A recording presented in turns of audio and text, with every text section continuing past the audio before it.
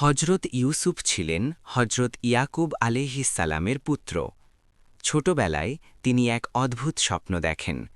১১টি নক্ষত্র, সূর্য ও চাঁদ তাকে সেজদা করছে। তিনি এই স্বপ্ন তার পিতাকে বললে পিতা বুঝতে পারেন এটি একটি বিশেষ ইঙ্গিত। ইউসুফ আলাইহিসসালামের প্রতি পিতার ভালোবাসা দেখে তার ভাইরা হিংসান্বিত হয়ে পড়ে। তারা পরিকল্পনা করে তাকে দূরে সরিয়ে দিতে।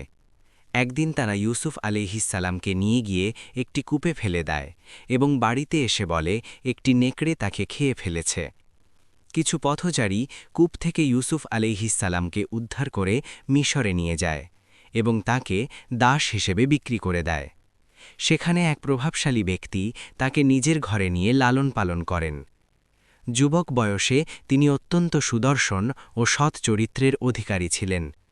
একসময় তাকে মিথ্যা অপবাদ দেওয়া হয় এবং তিনি কারাগারে বন্দী হন।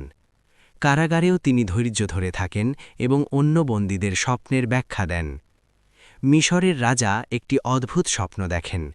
কেউ এর ব্যাখ্যা দিতে না পারলেও ইউসুফ আলাইহিসসালাম তা ব্যাখ্যা করেন। ৭ বছর ভালো ফসল হবে, তারপর ৭ বছর দুর্ভিক্ষ আসবে। তাঁর এই জ্ঞানের কারণে তাকে মুক্তি দেওয়া হয় এবং তিনি দেশের গুরুত্বপূর্ণ দায়িত্ব পান।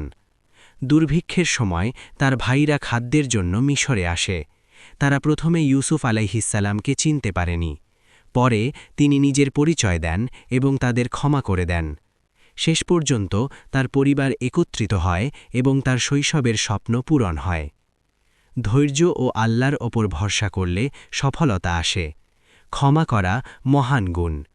আল্লাহ যা চান তা একদিন অবশ্যই পূরণ হয়।